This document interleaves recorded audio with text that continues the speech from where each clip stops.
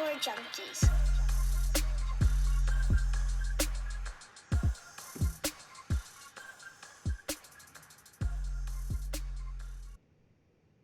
What's going on, golf addicts? David Barnett here of the Tour Junkies. Pat Perry with me. We are here to talk the John Deere Classic 2019. All things PGA Tour is what we do.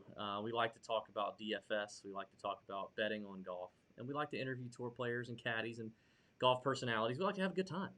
And we're streaming live on YouTube right now for all the YouTube viewers. Holla. And I'm excited about this one, Pat. How you feeling, buddy? I'm feeling good. I looking forward to this week. You know, John Deere Classic. One more week before the Open at Royal Portrush, but Yes. very excited for that tournament. But John Deere is going to be the third tournament in a row where we're just going to have a birdie bonanza on this course. This is one of the easiest courses on tour, just like we've had with the new courses. We get some course history back. Ooh, aren't you excited about that? Yeah.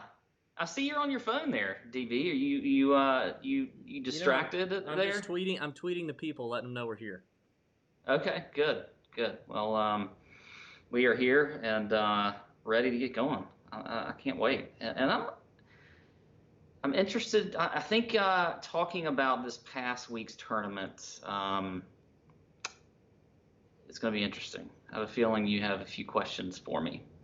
Well, I think the elephant in the room. Oh, somebody on YouTube already recognizing that you're rocking the Savannah Bananas T-shirt. Very good. It's our boy Steven. Nice. What's up, Steven? So, yeah, I do have a question. I mean, we obviously saw a really great golf tournament last week, the 3M.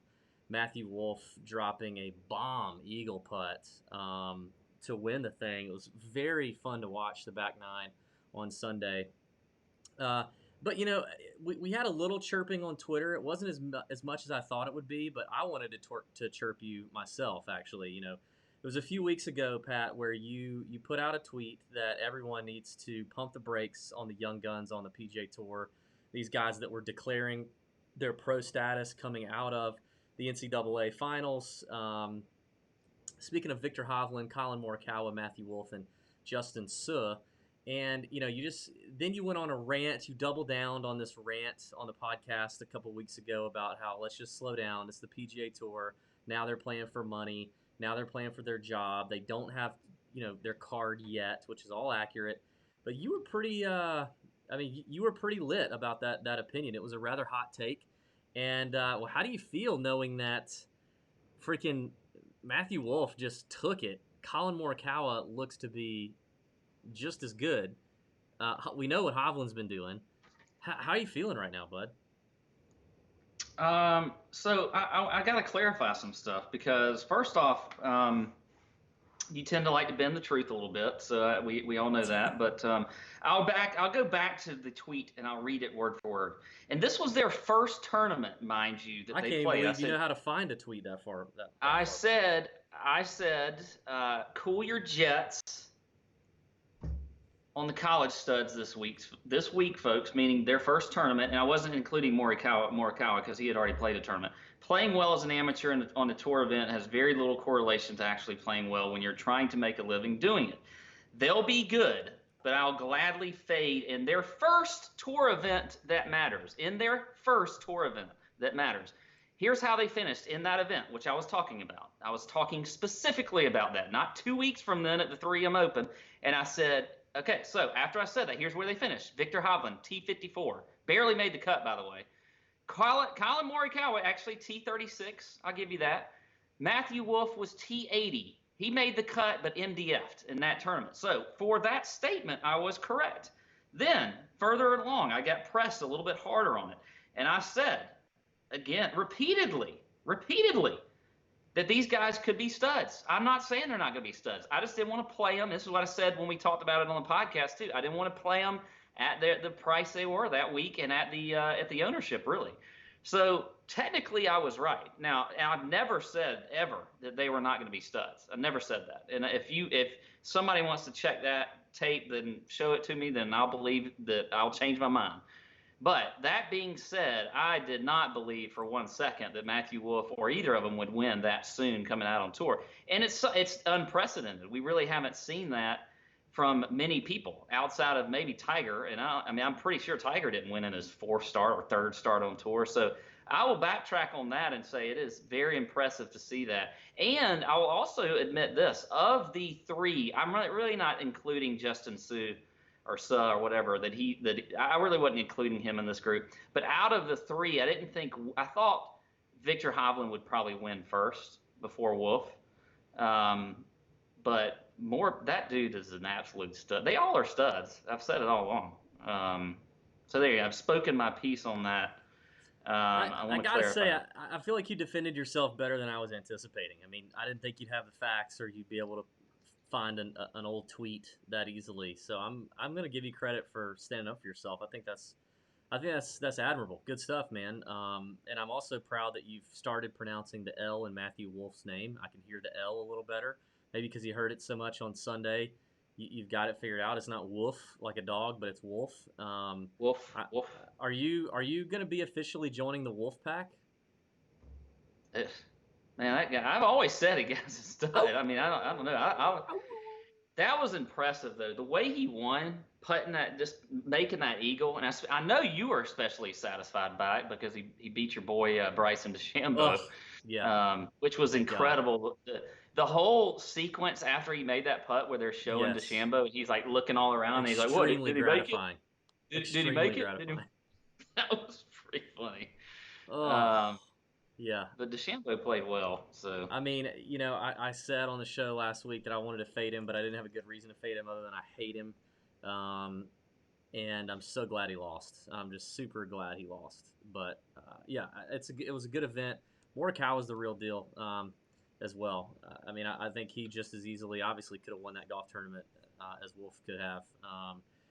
What's very telling about Morikawa was the fact that he started off so slow. Yeah. And really did not. I mean, had not a great front nine, and could have folded under those circumstances for a guy that's so young. But he comes back and I think makes five or six birdies. I guess 6 when you can count 18 to get himself back into it. That was very impressive to me. I mean, just and same with Hovland. You know coming in, had a great round on Sunday to get in the mix and finish in the top 15. So, these guys are all going to be studs. Yeah, totally agree. It's fun tournament to watch, and they're headliners this week for the John Deere Classic. And we're going to get into that here in just a second. I do want to tell everybody to check out the Aaron Fleenor podcast that we just released. Aaron Fleenor is the caddy for JT Poston. We've had JT on the show before. Aaron is a pretty hilarious individual. Got him a good little following already out on tour. He's a caddy with a ton of personality. We had a great time interviewing him. It's like a 58-minute podcast with Fleenor, and it is just funny the whole way through. A couple of firsts on that podcast with Aaron. First of all, it's the first interview we've ever done in 4 years now where we have done it unscripted. We didn't have questions lined up. We didn't have things we wanted to talk about ahead of time. It was completely unscripted, and it was a lot of fun. We knew we could pull it off, and we did. It made for a good episode. Aaron announced a big love life update of his that that I will say Pat was suspicious of. I thought Pat was wrong there, but apparently I was wrong. He announced on our show for the first time who he's dating, which a lot of you, if you're on Twitter, will know who she is. And it was the first time anyone we've ever interviewed tried to commandeer our podcast and throw out a promo code for some stuff that they're repping. We always say no free ads, but he threw out 2 promo codes to these 2 companies that have nothing to do with Tour Junkies, but they just, I mean, first of all, a caddy with promo codes, I don't know that I've seen that. But he just took over and started throwing out promo codes. That was fun. We talked about a lot of good stuff. He told us a little bit of a story about some vandalism in Detroit a couple weeks ago for the Rocket Mortgage Classic. We talked about a dick on the 72nd hole when JT was playing in the final group, and what he did on the tee box to try to get in JT's head and how JT handled it. Pretty funny. And we talked about a big epidemic on the tour. an epidemic that if you follow us on Twitter or Instagram, you're going to learn more about, that you just need to check it out. So great podcast. Check it out now. It's probably going to be a lot more entertaining than what we're doing right now for the John Deere Classic. I will definitely say that. Any other comments on the Aaron Fleenor podcast? I thought it was great. It was really funny. No, it was really fun. Definitely go check it out. I liked doing it with unscripted. Yeah. I actually felt less pressure unscripted than I do when it is scripted, which is kind of weird. I don't know why. What's the Anyway. what's the podcast choose tonight? What you got? Fleenor's been making a lot of fun of you for your rosé that you had. Yeah, I got a little Tito's tonight with a little splash of lemon in there. So there you go. Just straight up vodka and lemon. Club two. Okay. Well, I gotta say I've been pretty sick in the last 24 hours. So my podcast juice is Mountain Dew, which I've not had Mountain Dew, and I can't tell you how long. But you know how when you're sick, you just have a taste for something else. I don't know what it is, but yeah, I was DB's been on the struggle bus here the last 24 hours. But Mountain Dew. I'm pushing through. Mm-hmm. Hopefully, I've lost a little weight. Does my face look skinnier? I threw up a lot. Does my face look skinnier? Not really. Not really. No. Okay. Before we get into this, we talked last week about Rake-free DFS coming to the DFS streets by way of fantasy draft. And here it is. Like, it's such a big deal. We still don't have any more freaking details. I don't know if they're like second guessing themselves on how big a game changer this is going to be. I think maybe whether or not they should do it. Yeah, but we do know that it's coming in July. We now have word it's coming next week. Either way, Rake-free DFS is going to be something interesting. Because if you're paying high fees in Rake to daily fantasy, those days are over. That's called Rake, okay? And it can cost you nearly 30% of your bankroll. And as the Rakes continue to rise, prize pools are getting squeezed more and more. You don't want that. It just means more money lining the big old DFS gorillas' pockets, okay? But change is coming. Fantasy Draft is going to change the game, give you Rake-free daily fantasy. You'll be able to play all your contests without paying any rake to the house. And 100% of all entry fees will be paid out to contest winners 100% of the time. Playing your favorite contest rake-free on Fantasy Draft means you'll save hundreds or thousands of dollars in rake every single month and not line the pockets of the big DFS companies. Every dollar will be paid to contest winners. Imagine what playing on Fantasy Draft is going to do for your bankroll. And register at fantasydraft.com today and be the first to know when the rake-free revolution begins. Promo code Tour Junkies gets you a free 7-day trial. This is going to be pretty cool. We like playing the golf game over on Fantasy Draft, but they do Major League Baseball, NBA, NFL as well. The golf side, you pick 7 golfers, and they drop your lowest performing golfer on every person's team. So they're only going to take the 6 highest fantasy point scoring golfers at the end of the tournament, and that's how you can do it. So it's a little different strategy. It's kind of fun. I like a little more of a studs and duds approach over on Fantasy Draft because you get to drop that lowest guy. But that's coming. Rake-free DFS. Say no to rake. It's going to be pretty exciting. Hopefully more details next week. Pat, we ready for this? Yeah, let's just go and get that big swig of Mountain Dew right there. Get yourself ready. Yeah. And yeah, let's get into it. You ready for a course breakdown? Yeah, let's don't put the people to sleep on this course breakdown. We know what this is. This is going to be really quick. I know you're excited about course history and all, but let's get on with it. This is going to be really quick. So I'm just going to give you a quick little rundown here at TPC Deer Run for the John Deere Classic in Silvis, Illinois, just outside of Chicago. It is a par 71. It plays 7,260 yards. We've got bent grass greens and also fairways this week. So bent grass again. We have a 156 player field, just like last week. Top 70 and ties will make it through the cuts. By the way, did you see the cut line last week? The whole deal with that?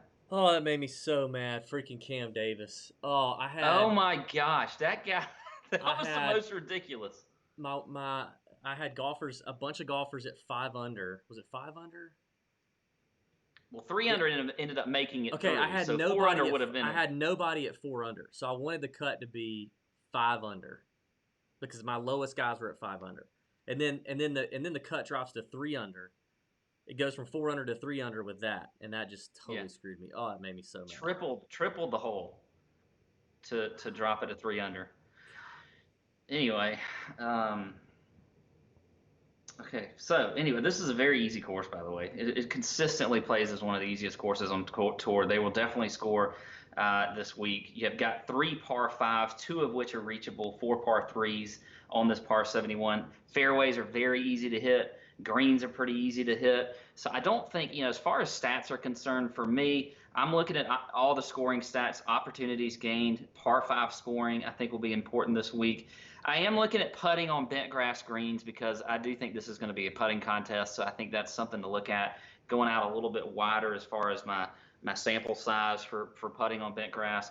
And then looking at strokes gained approach as well. I did look at proximity within 125 to 150 yards. I think that this is definitely going to be kind of a wedge show where these guys are going to have to really hit their wedges good into these greens. So I think that will be something that I'm looking at as proximity. Other than that, you look at past champions. We had Michael Kim last year in 2018. I don't really know if he's made a cut since he won. I could be wrong, but I feel like that's the case. You had your boy Bryson in 2017, Ryan Moore in 2016, Jordan Spieth in 2015, not playing this week, and then Brian Harman, also, by the way, Bryson is not playing as well. Brian Harman won in 2014. Steve Stricker has won here 3 times. Your course horse, though, is Zach Johnson. I think he won in 2012, but he's got a ton of top 5 finishes here. So there you go, David. I hope that didn't put you to sleep. That's the quick rundown on TPC Deere Run. I thought it was very good, sir. Very good. Speaking of Michael Kim, I mean, I hope he really planned out the 1.2 million or whatever he won when he won this golf tournament. Hopefully he didn't blow it all quickly because he's not made any dollars since that tournament. I like what you said. I mean, very easy golf course. You got to be aggressive here. You got to make birdies. You got to make eagles. I agree with you. This is this is a contest from 125 yards and in. Bombers, short knockers, everybody can win here. Anybody can win here. Michael Kim won here at 300 to 1 last year. Man, if you'd have hit that would have been a nice one. So you can definitely look for long shots to come out of nowhere here. I think this is a good spot to bet long shots. I think it's a good spot to find some of those guys down at the bottom of DFS categories and plug those into your lineups. So I think most of these guys are going to be hitting from the fairway, and then it's all about who's going to hit it closer and who's going to make putts. And I love the bent grass angle that you talked about. I looked at a lot of bent grass studs here over the last 100 rounds, courtesy of our friends at Fantasy National Golf Club. Really good to see, too, last week, old Moose out there at the 3M in Minnesota, founder of Fantasy National Golf Club. Just people continuing to win a lot of money on Fantasy National. So if you've not joined, I don't know what you're doing. We talk about it every single week.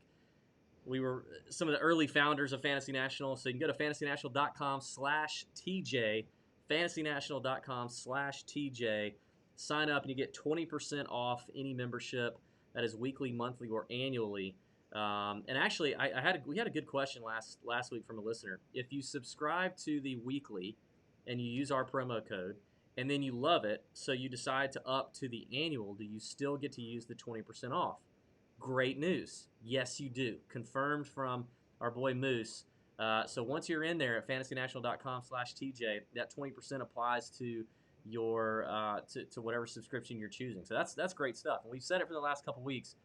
You've got the Open Championship coming up next week, so this is a great time. I mean, try the monthly thing. Give yourself a month on it, because even a week it probably isn't enough, because it's a lot of data.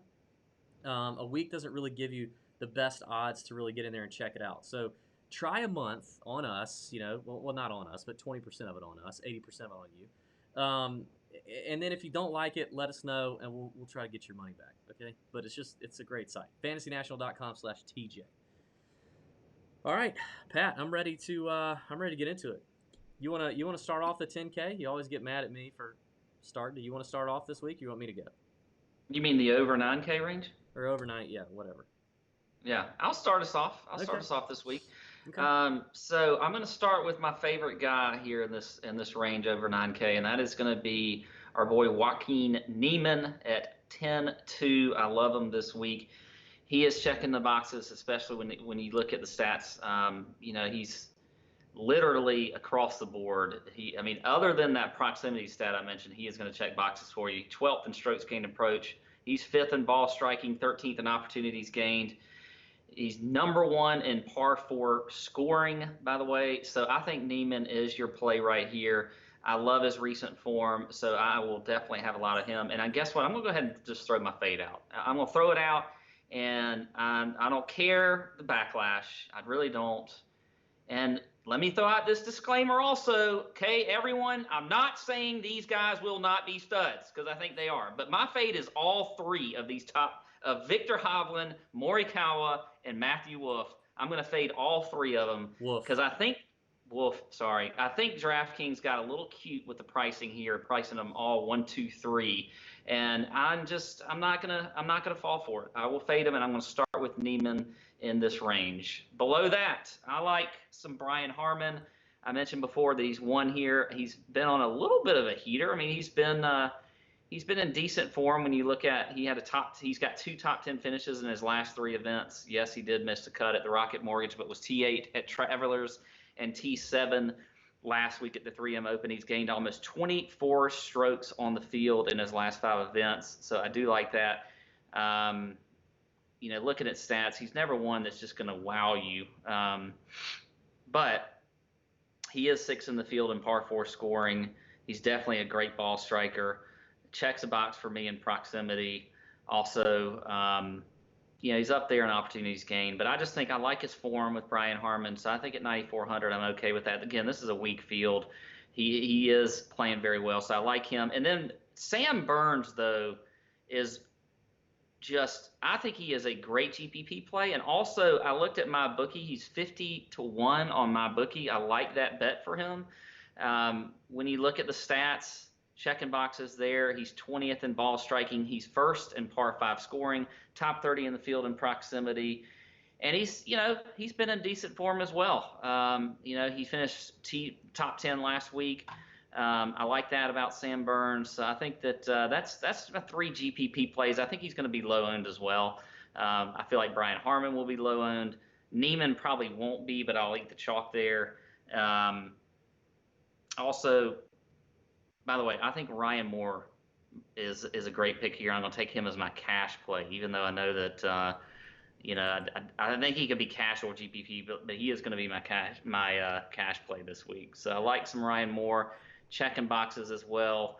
He is, when you look at, he's top 10 in strokes gained approach, top 15 in ball striking, number 1 in the field in proximity from 125 to 150 yards out, top 25 in par 5 scoring, also checks the box in opportunities gained. And, Ryan Moore has been sort of a hot guy the last few weeks, but he's missed the cut in his last 2 tournaments. I'm hoping I get just low ownership for him because of that. And he's got great course history as well. So I like Ryan Moore as my cash play at 9,200. So there you go. My GPPs are Harman, Neiman, and Sam Burns. Cash is Ryan Moore. And I'm just fading the big 3. The big 3 rookies. Well, before I get into picks, we did have a question on the old YouTube stream from Nicholas about any weather issues. I have seen some things that look to be popping up on the weather in terms of some wind, some windy conditions. Maybe some rain. It's kind of a staple for us now doing the podcast. We don't really get into the weather. We don't do the weather report. Yeah, we used to. Pat used to love doing the WeatherWise report on Monday nights, doing the podcast, but it just changes so frequently and so fast. It's tough to do. But that is a good point for any brand new listeners or people kind of just getting into betting on golf, whether it's DFS or the traditional sense. Checking the weather late on Wednesday before a Thursday morning, start is absolutely a must. You have to do it. A lot of times there are tee time advantages, wave advantages.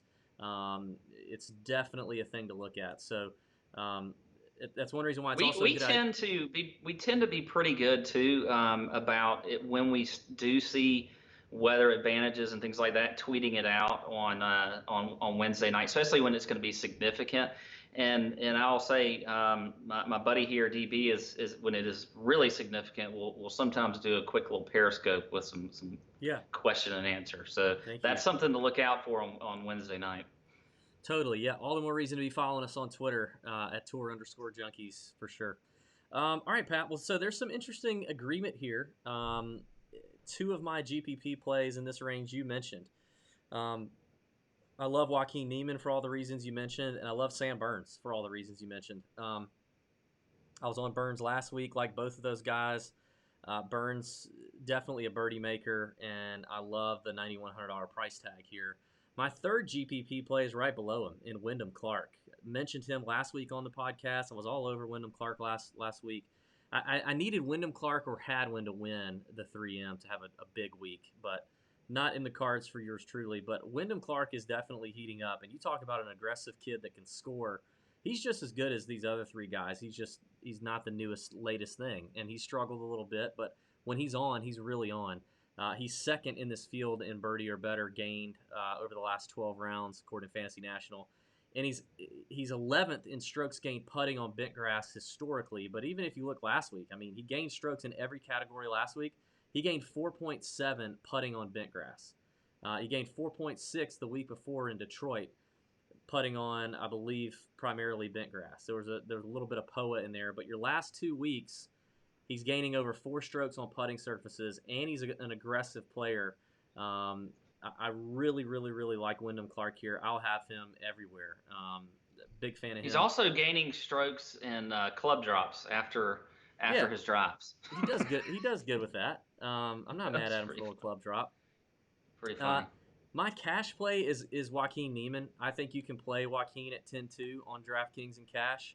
I think there's enough value in the 7Ks that we'll get to here in a minute. I think you can play him in cash. I don't hate your Ryan Moore play just because the $9,200 price tag. He loves this golf course. He's on record saying he loves this golf course. Got a good history here, so I don't hate it. But I'm going to go with Niemann. I feel like he's more of a sure thing and gives me a little more upside. However, I want to address the top 3 because you're a complete fade on the top 3. Here's why I think you can play the top 3 in DFS. I'm sorry. Here's why I think you can play Morikawa and Wolf in DFS. It's just really hard for me to play the top guy anyway, but especially when the top guy is a rookie, is on his 3rd PGA Tour start, and Victor Hovland. But here's why you can play Colin Morikawa and Matt Wolff, because the pricing is so much more compressed, I guess, this week. A lot of times we're used to seeing your top tier guy at 11.9, 11.7, and then your second guy is like 11.1, your third guy's like 10.9 or 10, And so you're getting a little bit of a price discount, at least in DFS, on Morikawa and Wolff. And I know it's a crap field, but the fact that you don't have anybody in the 11K range on DraftKings means we're getting. They don't have to be as good as a Hideki at 11.5. In a stronger field. So I think you can play Morikawa or Wolff if you want. I would pick one of those guys and play the lower owned if you're going to play tournaments. That's what I would do. But I think you can play them in this field. Maybe Morikawa is your better option. Just Wolff coming off his first win. I don't know. Like maybe there's something to that. Maybe not. But obviously both these guys are playing really hot right now, and so I think you can. I don't think you have to fully avoid them. But that's just me. That's just me.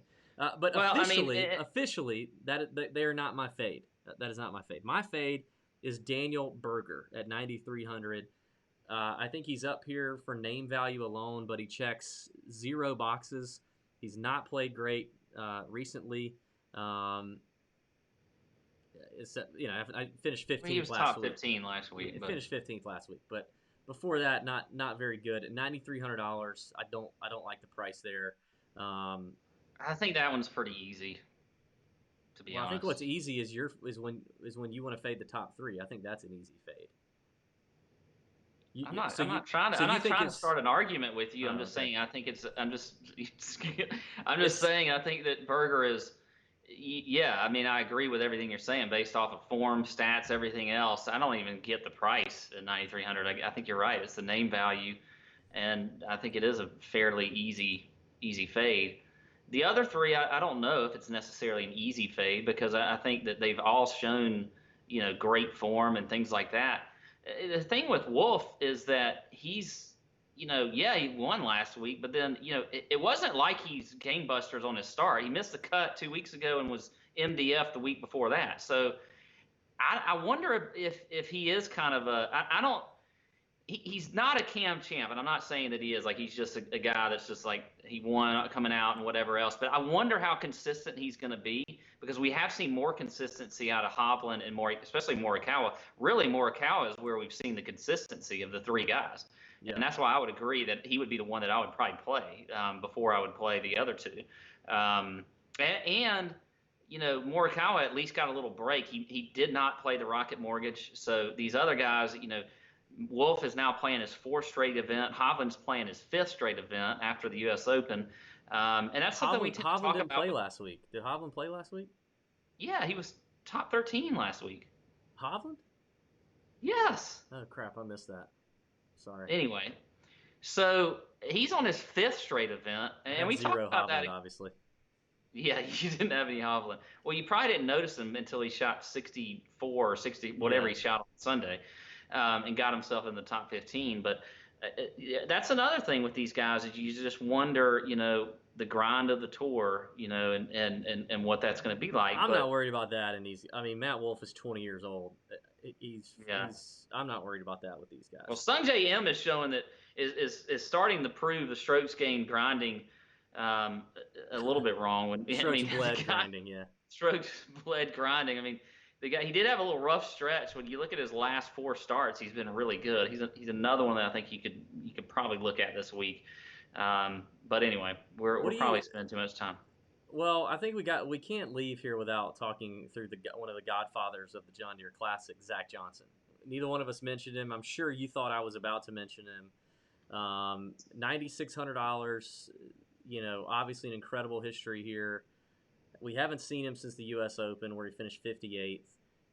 He's not been the same the same Zach Johnson we've seen over the last few years. What are you going to do with ZJ? Well, he was who I wrote down actually as my other fade outside of the big three. I'm not liking where I've seen him finish. I don't want to pay up for him at 9,600. About the only thing that he really checks is and we know he's a good putter on bent grass greens. He's actually fourth in the field when you look at the last 100 rounds in putting on bent grass.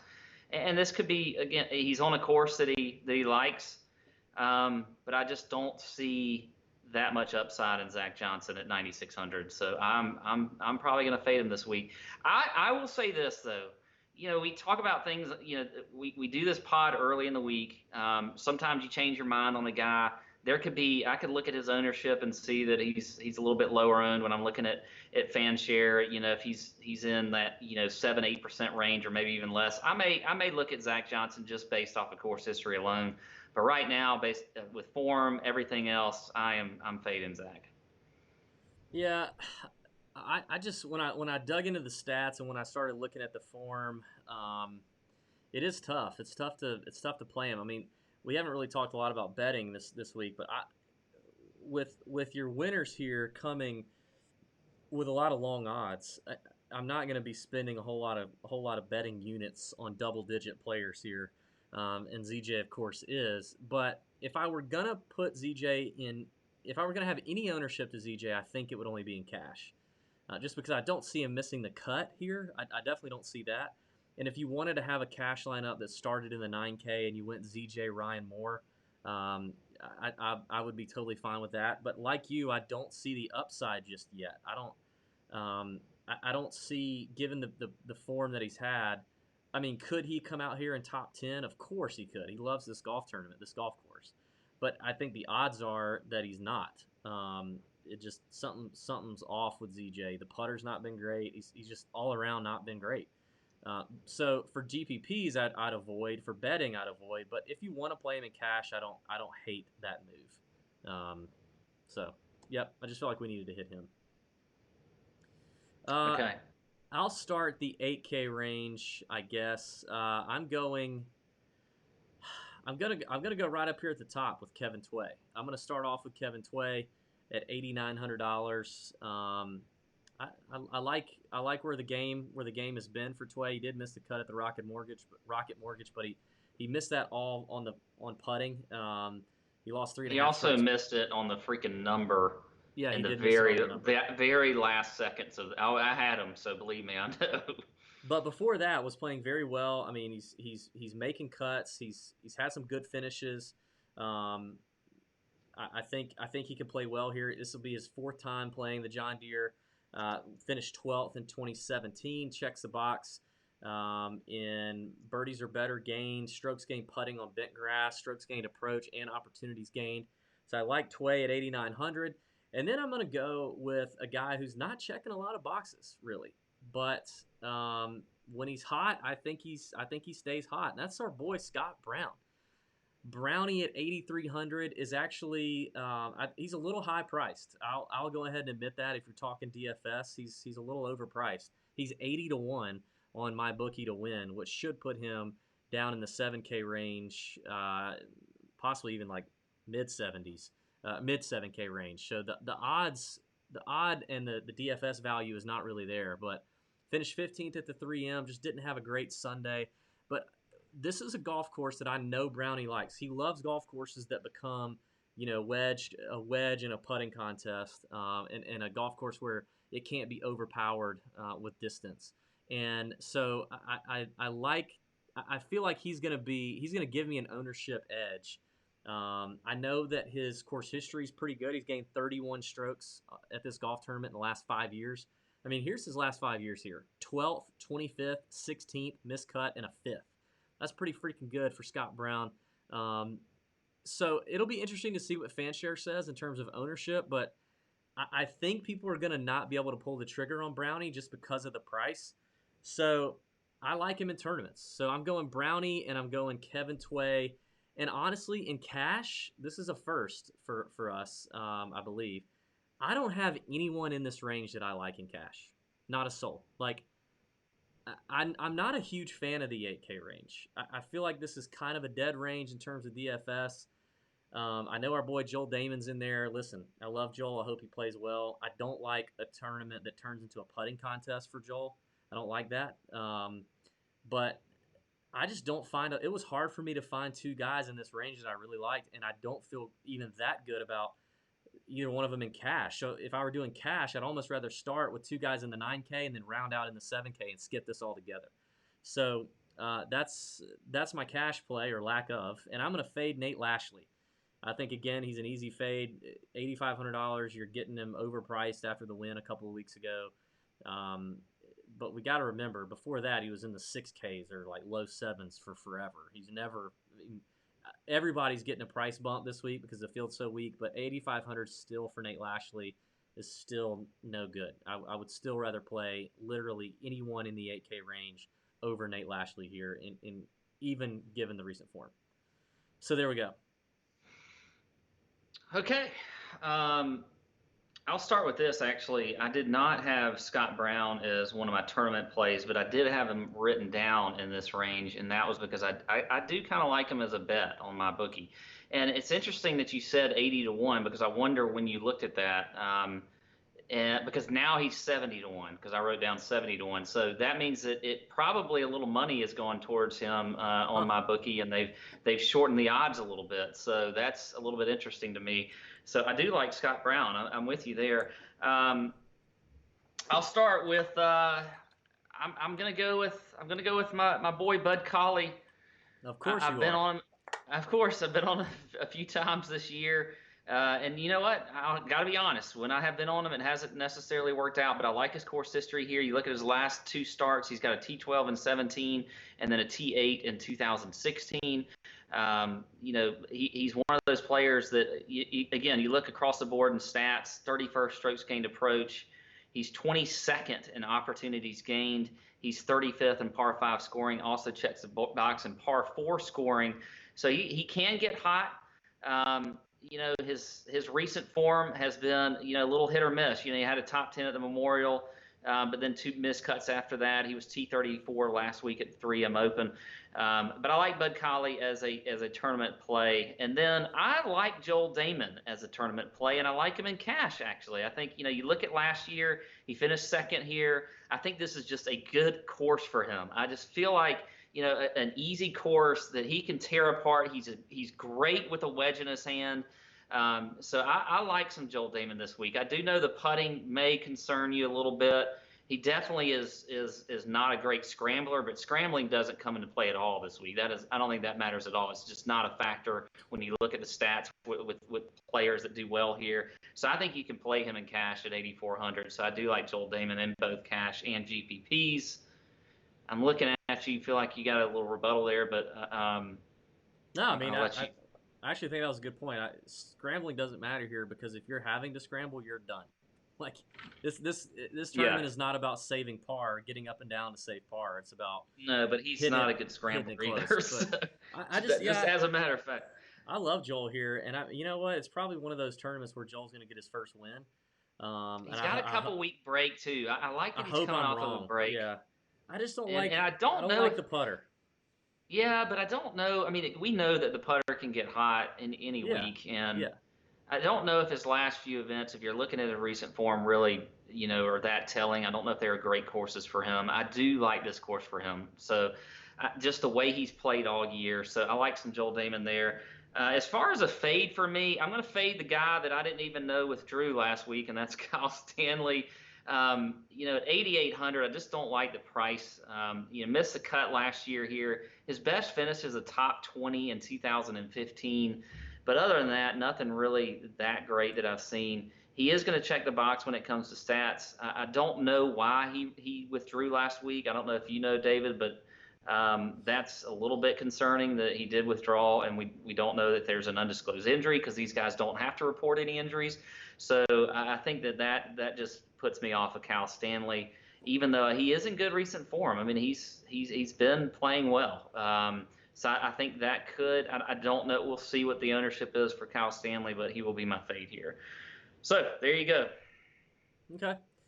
By the way, Joel Damon is 134th in this field in strokes gained putting on bent grass over the last 100 rounds. Joel does not like the bent grass. Also, funny comment from Nicholas. New drinking game. Take a drink every time Pat does. Pat's a tank.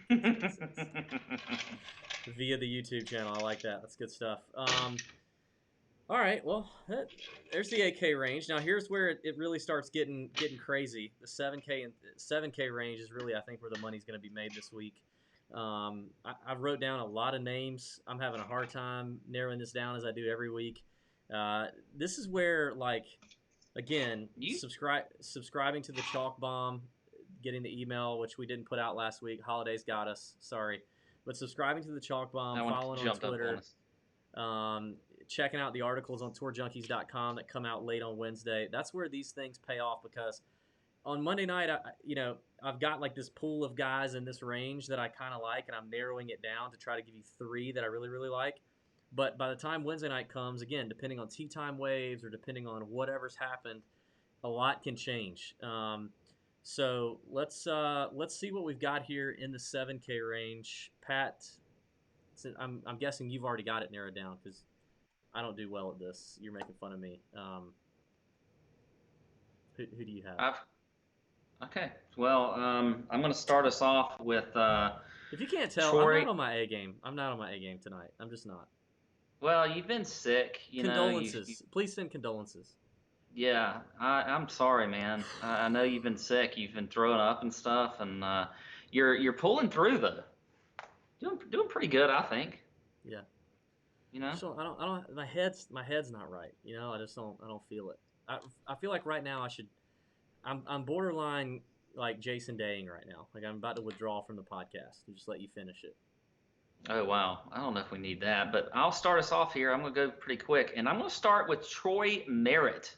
It's 7,500, who actually I like in cash as well. You look at the stats, he is 25th in the field in strokes gained approach. He's top 40 in ball striking. He is 3rd in opportunities gained. Checks the box in par 5 scoring proximity. I like some Troy Merritt. I think that he's gonna be definitely outperforming that $7,500 price tag this week. When you look at his tournament history, he's made 4 out of his last 5 cuts, including a top 20 a few years ago in 2014. Recent form wise, been pretty good. He's made 11 of 15 cuts so far on tour this year with a top 10 last week. He's got 5 top 25 finishes. So I like Troy Merritt at 7,500. And then I'm going to go with Sam Ryder at 7,500 as well. Checking the box in, what is he checking the box in? Can't remember. Good looking. Checking the box in good looking. He's a good looking. Good looking. Sam Ryder's probably doing pretty well for himself. Doesn't he wear the jogger things, the weird pants? He knows how to get dressed. Anyway, checking the box, strokes gained approach, also ball striking, par 5 scoring. He is 6th in the field in proximity in that wedge range, that 125 to 150 yards. So I like that as well.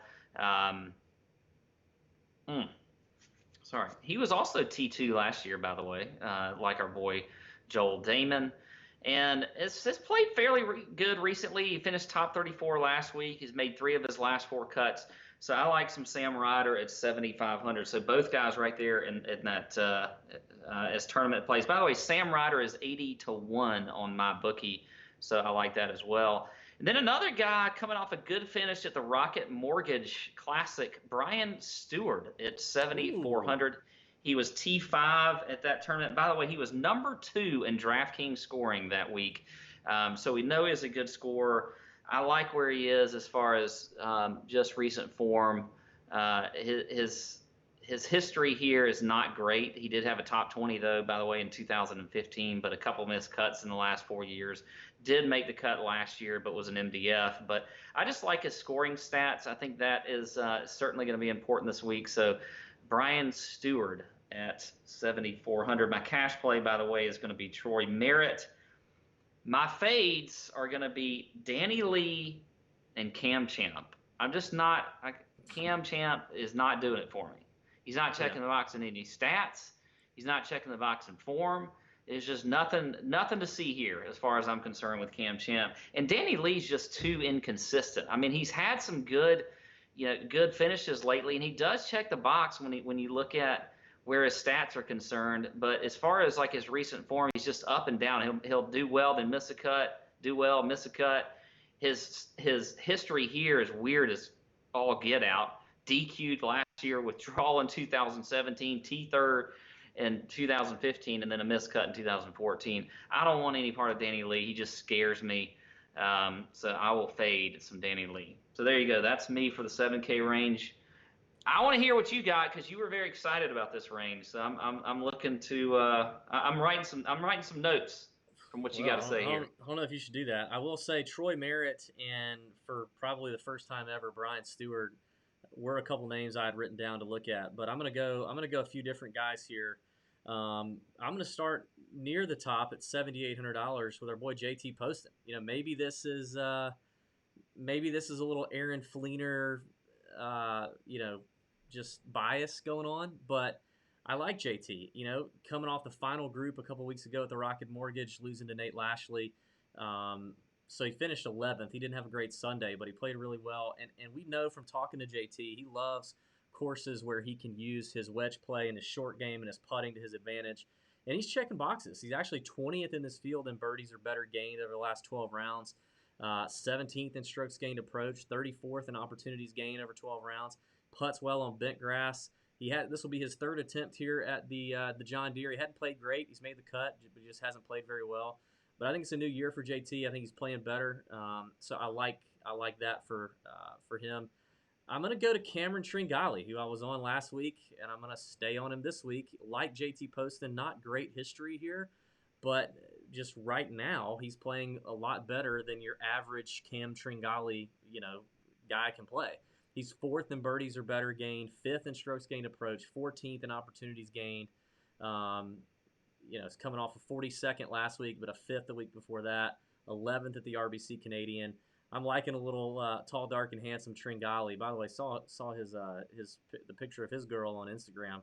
He's doing pretty good for himself too, a lot like old Sam Ryder. Strokes gained handsome there for Cam Tringali. So, and then finally, I'm going to drop down to, I mean, you guys should know by now, if he's in the field and he's cheap, I'm going with it. Pat's doppelganger, Hank Lebioda at $7,100. Lebiota. Like, just keep giving it to me then. If you keep giving it to me, I'm going to keep taking it. Homeboy can make some birdies, all right? 12th in birdies or better gained in this field over the last 12 rounds, 12th in strokes gained approach. And that's just what he does. Like, the dude doesn't, this is his first time playing here, but he just, I like the birdie potential for Lebioda. It's like, you can look at his last few events and look at where he's finished, and there aren't really a whole lot of great finishes. 14th at the RBC Canadian, but he always finishes better than that in DraftKings. He always finishes, he may be 34th in the standings, at the end of the tournament on Sunday, but he's like 25th in DraftKings points scored. He just scores a lot of birdies, and he can get real hot. So I like Lebioda and the upside in DFS. I don't know that I'm ready to bet him outright. I'd like to see him get a little closer to maybe finishing it off and putting 4 rounds together. But I just at 7,100, I just think that's amazing value. And then finally, I'm going to give you a guy that I don't think you would have anticipated I would give you. But for my cash play, I'm going to go with Denny McCarthy at $7,500. Finished 23rd at the 3M, 21st at the Rocket Mortgage Classic a couple weeks ago. Checks the box and birdies are better. He's 7th in this field in strokes gained putting on bent grass over the last 100 rounds. Denny's just a putting machine. He just is. I mean, last 2 events with bent grass, gained 8 strokes at the 3M Open, gained 5.5 at the Rocket Mortgage, which, again, we talk about putting kind of coming and going, but, I think with Denny, staying on bent grass is a good thing. Being in this weaker field is a good thing. So I like the opportunity there in cash with Denny McCarthy. I feel like he's a good cut maker.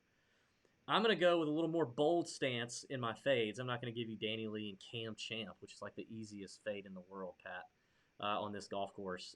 I'm going to give you a guy priced a little higher than both of those guys in Bronson Burgoon, the old Burgoon at $7,800 on DFS or on DraftKings. I don't like the price tag for Burgoon. Doesn't putt well. We've talked about this is one of those few events on the PGA Tour that I do think turns into a putting contest. I mean, obviously, if you win a PGA Tour event, you putted well that week. But this is one of those events where putting really, really, really stands out, and that's just not something Bronson Burgoon does. Plus, even when he does everything else really well, he doesn't have the greatest finishes. So for $7,800, he's missing the cut, or he's finishing 30th, 40th, 60th. I mean, sure, he had a second place finish at the CIMB in October. That's the last time he's cracked the top 30 on any finish. But I still see people talking about him on Twitter and stuff every week, which I don't understand. $7,800, I think you stay away from Bronson Burgoon. And then finally at $7,200, a course horse for TPC Deer Run, I'm fading Johnson Wagner. That's right, I'm fading Johnson Wagner. I feel like he's going to be a little chalky. I'd rather pivot to Lebioda or maybe even go Ryan Armour or Joey Garber just above him.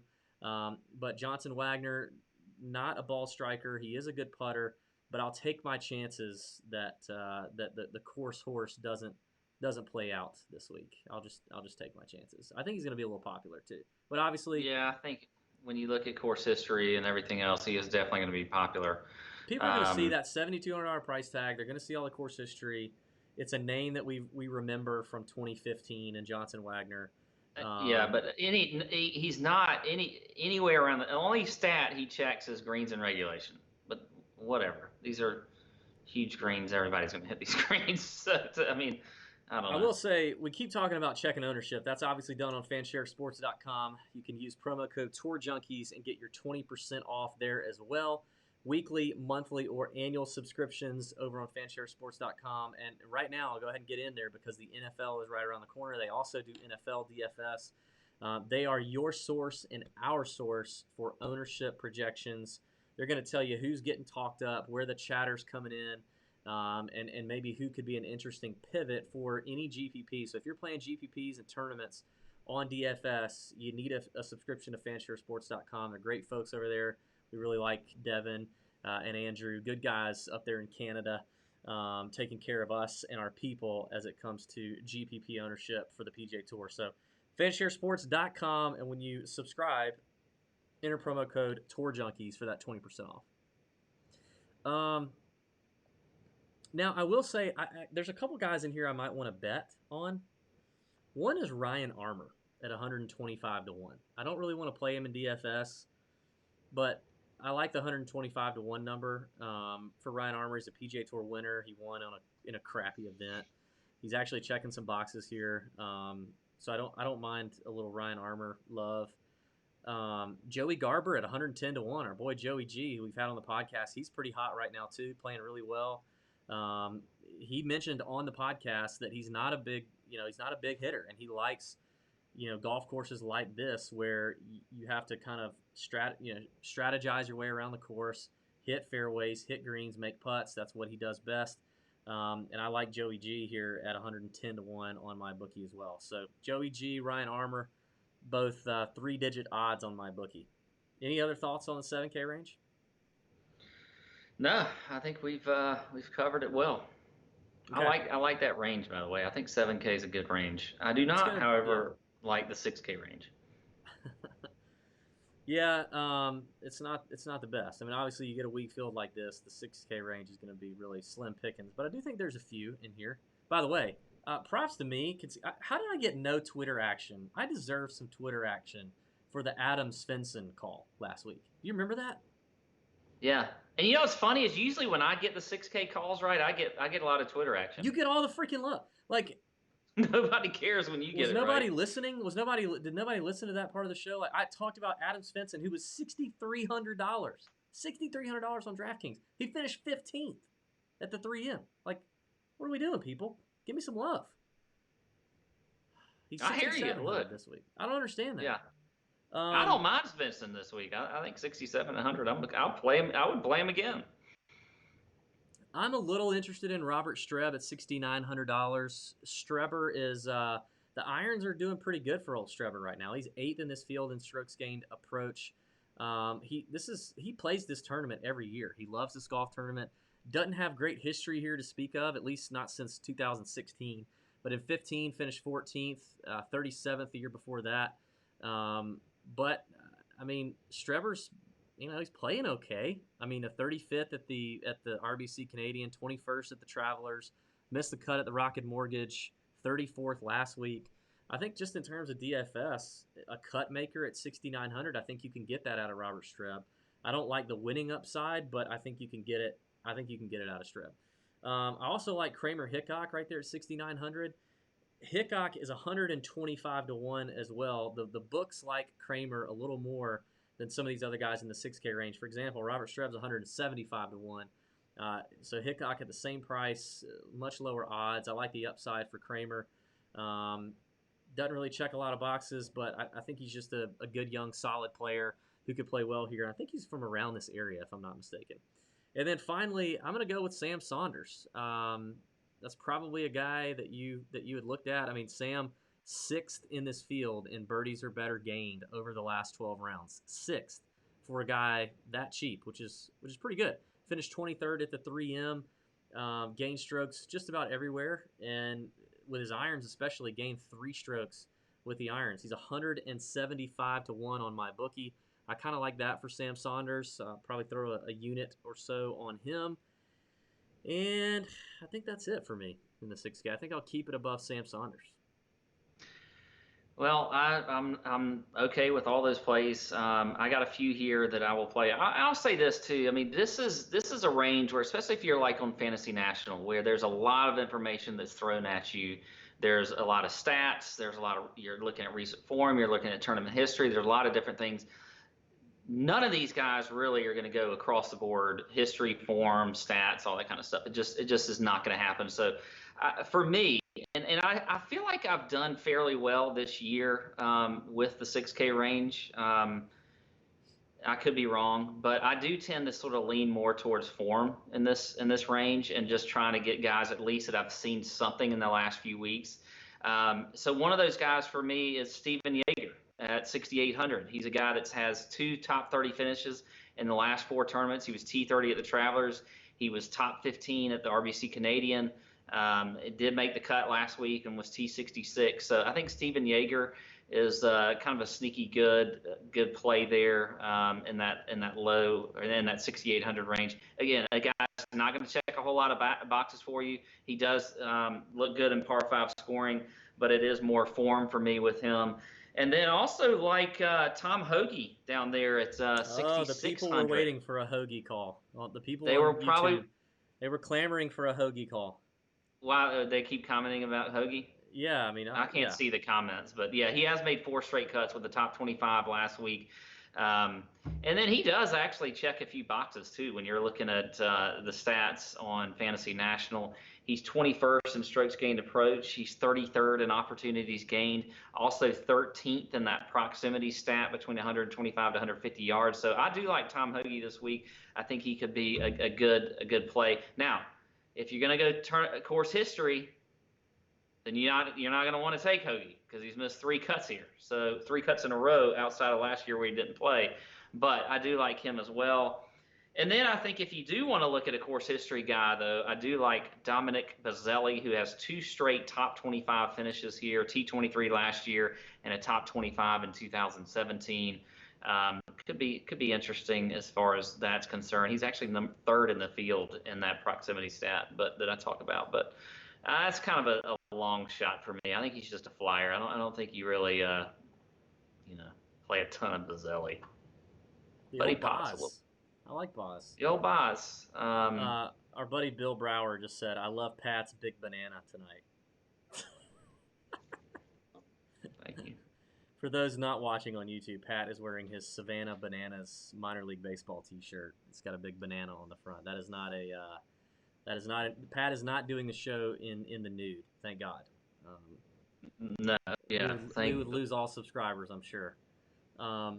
All right, well there it is. Any other bets that you're gonna make? Are you looking at any other guys on the betting front for right now? I think that's probably about it. I mentioned Scott Brown liking that one. Sam Ryder liking that one at 81.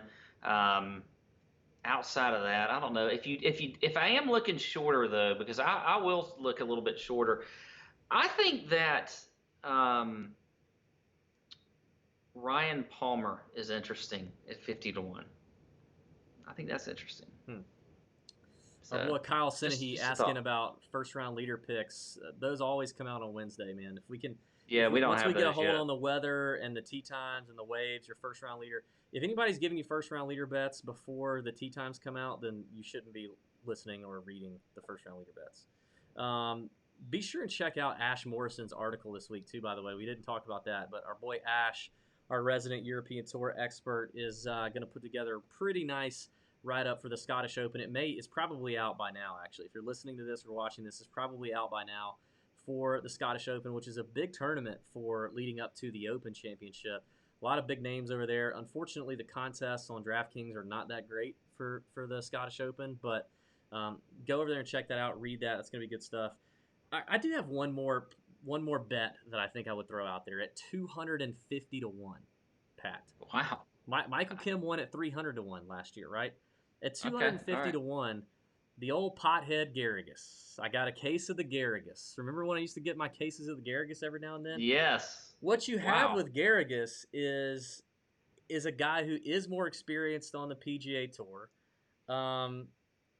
who has contended before, but he's been suspended and he's lost his card, all kind of stuff, because he's just smoking a little bit of the Doja. But he's actually playing okay. He can score birdies with the best of them. 250 to 1, a little case of the Garrigus for me. I think I'll do it. I think I'll jump on that. One and done for tonight. I am going to go with a guy that you talked up. I don't know if you've used him or not, but I'm going to go with Sam Burns for my one and done tonight. That's who I'm also going with, actually. Okay. So there's equal love on Sam Burns. Big fan of him. Equal love on Sam Burns. Yeah. Okay. Good stuff. Let's get to the chunk and run, Pat. Let's get to the chunk and run. The chunk portion of tonight's podcast brought to you by our boy Aaron Fleenor, the caddy for JT Poston. We talked about this on our interview with him. It was a hot topic. It is an epidemic, and we are going to do what we can to stop it. And it starts right here with you guys. You guys listening to the podcast, watching the podcast on YouTube.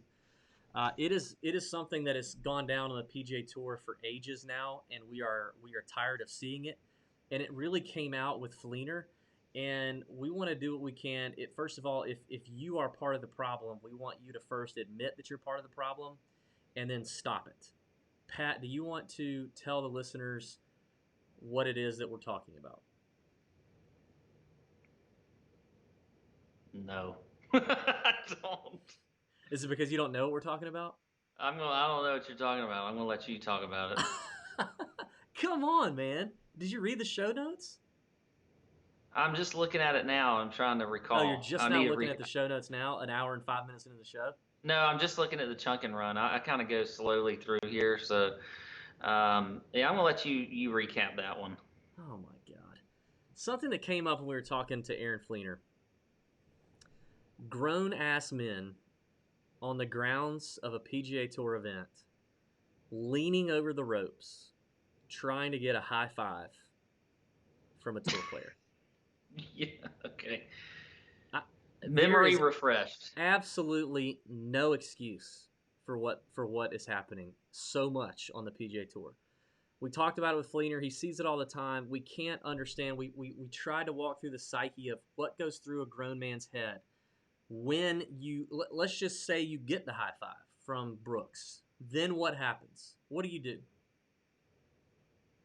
I don't know. Is this like touching, Michael Jackson or something? Like you don't wash your hand or something, and you fold like a little girl. I just don't understand. You remember when Michael Jackson used to like touch somebody in his concerts, and they acted like no. All of a sudden they had some. I mean, come on, you don't remember? If you've seen an old Michael Jackson concert, like he would go out and like touch somebody, and you would have thought they had some religious experience. Like Benny Hinn or something, like they fall out. Yes, literally falling out. Like, is that what's supposed to happen when you get a high five? Like, I just think the fiving tour pros and caddies should be left to kids. It just should be left to the kids. Like, I've taken my son and he's gotten high fives on the ropes. He absolutely loves it. But there is a cutoff age where, and it's probably around 16, 18 years old, I feel like. You are done trying to lean over the ropes, giving yourself rope burn under your armpits, knocking some poor 8-year-old out of the way just to get a five from a tour player who could not care any less about you. And then I don't understand the gratification that you're getting after. I don't understand it. Unless you're trying to, now I could put some sort of agent, maybe anthrax or something on my hand and give it to Bryson. Maybe that would work. And I don't even care if you're inebriated. I don't care how hammered you are. This should not be done. Should not be allowed. And if you're a friend of a guy who does this, you need to stop them. This is ridiculous. And if you're out on tour, if you're at an event and you see this, take pictures, take video, tag us in that on Twitter or Instagram. Let us shame them. I want to shame them. I want this to stop. What about a fist bump? No, that too. No, a fist bump is not acceptable. No, it's not.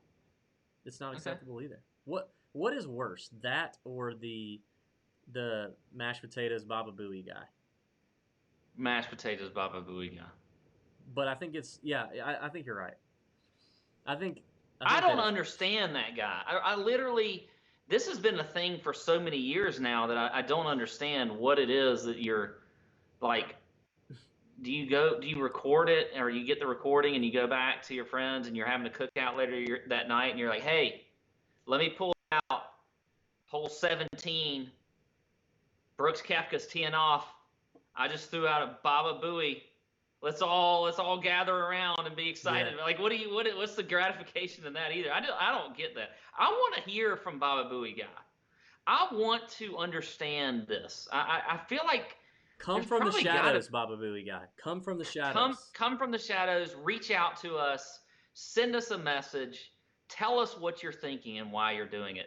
Maybe this could be like a documentary. We want to know about Baba Booey guy, Yeah. Like a 30 for what 30. it is. Yeah, like what it is you're thinking, what it is that, maybe we're missing something. Maybe there's a whole cult of Baba Booey guys out there that they have meetings every week, and we don't know what they're meeting about, but there's some sort of secret cult going on that we should be a part of. But we I'm don't pretty know sure it because we probably shouldn't. But I'm just saying, there's got to be some reason that they're being brainwashed into this Baba Booey culture, which includes the high five culture as well. Well, and now Like, you got Baba Bob Booey Menery. guy might have a secret high five handshake or whatever. There could be some whole underground stuff going on with this whole thing with Baba Booey and the grown man high fives. I don't know, but I'm just saying the Tito's may be talking a little bit now, but Well, you've also got the Ripper Magoo guy now with Bob Menery's guy. I heard one of those on Sunday. That was like on the back nine on Sunday. A guy let out like a guttural Ripper Magoo. He's proud of that one. I just don't understand it, but I seriously, I want listeners, if you're at a tour event and you see this happening, I want you to video, take pictures of grown men doing this, and we will shame them on the internet. We can do something about it. It's our world to change. Like, we can do this. We can change this. We and can you guys change can it be a with part Baba of it. Booey guy too. Yeah. Let's lump it all in together. Nicholas said that when they're the age that they're not allowed to trick or treat anymore, it's the same age you can't get high fives. I think that's a good. I like that. There. I like that. Yeah. That's a whole different subject, by the way. Like, teenagers and stuff trick or treating drives me crazy. But anyway, you are like the grumpy old man, aren't you? Like yelling at the teenagers to get off your lawn and all that stuff, aren't you? Well, never mind. I'll say. Wow. Okay. I'm not that person when I'm saying I was going to go with the gated neighborhood talk, because we all trick or treat in the same area, so nobody trick or treats at my house. Oh, gotcha. We all get in our golf carts and our Tito's. Yes. We go to the same section of the neighborhood. I got you. Okay. I got you. All right. The run question tonight is a pretty simple one, I think, but it's good stuff. The 3 hottest things that you're streaming right now, boys. They want to know, what are the 3 things that we're watching right now? Netflix, Hulu, YouTube, whatever. Three things that you're into right now, or that you've seen recently that you liked. Pat, I'll start with you. Okay, so I'm not a huge streamer, but right now I have lately, and I'll start with Game of Thrones, okay? Because I finally caved after, and literally this is when You're a throner now? Are you a throner? The final season started. I just heard so much about it, how great it was, and whatever else. So I finally decided to stream it, and I'm now all the way into like season 6 or 7. I can't remember. And I will say, it's good. It's good stuff. I've thoroughly enjoyed it. So I am a Game of Thrones person. Now I don't talk about it because it's already. I mean, now it's done. The last season. I've never seen a minute of it. Never seen a minute of it. I actually would recommend it if you wanted to start it. But anyway, I caved and finally did that. Next for me is Stranger Things, which I'm a huge fan of. Stranger Things. It just started, by the way, the 3rd season, July 4th, I think. They had 2 episodes or something like that. So Stranger Things, I'm a big fan of. If you're like, I don't know how to put it, like Goonies meets, you remember Goonies, by the way? Did you ever see Goonies when you were growing up? Kind of Goonies meets X-Files. It's sort of that sort of deal. I like some Stranger Things, so I did, and that was a big one. The other one for me that I haven't streamed in a while because they don't have a new one, but it was my favorite, most recent stream, and that was Ozarks. I love that one. Our boy Jason Bateman, who we both decided a few weeks ago in the Chunk and Run was who we wanted to play ourselves in a movie or in a movie about the Tour Junkies, which is kind of crazy, is the star of that Ozark. So I love Ozark. I think it's fantastic. If you haven't watched it, you have to. It is great. The acting is great. The storylines are good. a little brutal at times, as far as because you have the drug cartel and some other kind of things. But so that's probably the three. But I'm not a huge streamer, by the way. I'm just not into that much. Well, I wrote down Stranger Things. I completely agree. I love Stranger Things. The whole fourth or third season is already out in full. So I'm almost done with it. I've watched like Wait, episodes. really? Yeah. They put it all. I thought they'd like do it like Game of Thrones, where it's like week and week. They put the whole season out already. Whole thing's out on Netflix right now. Okay. Yeah. So I love Stranger Things, and I'm actually not even a big sci-fi guy at all. Like I've never seen. I don't think I've ever seen a full Star Wars movie. I've never seen Star Trek. Like I hate sci-fi stuff. I think that was a good description, Goonies and X-Files, because I vaguely remember the Goonies, but I do remember the X-Files a lot, and I could get into that. So I think it's X-Files because of the sort of the alien nature to it, and then it's Goonies because of the young kids. And the 80s and the 80s vibe and all that. Yeah. I love Stranger Things. Big fan of that. Also, Ozark. Shout out to the Ozarks. I love that show. I'm ready for the new season like right now. I need the Cannot wait. I will binge that. I really binged Narcos. Huge Narcos fan, but really only the first 2 seasons. That's on Netflix. It's about the Colombian drug cartels, the cocaine movement in the 80s and 90s with Pablo Escobar, and then the Cali cartel. If you've not watched that, I don't know what you're missing. You talk about brutal. The cartel stuff there is pretty freaking brutal. But I love the guy who played Pablo Escobar there. Freaking loved him. Tata, blah, blah, blah. I loved that guy. He was the best. The Mexico seasons where they start talking about marijuana is not near as good. But the cocaine season, unbelievable. And then finally, I wrote this one down because this is a sleeper pick. And I think if we got a lot of men that watch the Tour Junkies, and so they're probably going to look on Netflix and skip right past this, okay? But I have a wife, and my wife made me start watching it, but I only had to watch one episode, and I was all in, and we finished the whole season in like 2 nights. So it was only like 5 episodes. But it's called Dead to Me, and it's on Netflix, and it's Christina Applegate, who we all, we remember primarily from Married with Children back in the day. Christina Applegate and this other girl, I can't remember, really funny kind of comedy / drama, sneaky funny. Those girls are funny. So Dead to Me, check that out. That's a sneaky one. So there you go. That's what I'm streaming right now. Good stuff, Pat. Anything else before we tell the folks see you later? That's all I got. Good show, David. I know you're under the weather. Next week we will be back for the Open Championship at Royal Portrush. Cannot wait for that one. Hopefully I have a better show next week. I think we're going to lose some listeners after this one. I don't feel great about it. It's probably because you didn't fight with me enough. I felt like you I don't have the energy. I don't have the energy to fight with you. We didn't fight a lot. All right, well let's hang up, and we're gonna go do our DraftKings Tour Junkies After Dark show on YouTube. That'll be good stuff. Thanks everybody for listening. Thanks for watching. We appreciate the support. May your screens be green. Check out the Aaron Fleenor podcast. It's really funny. See ya. Out.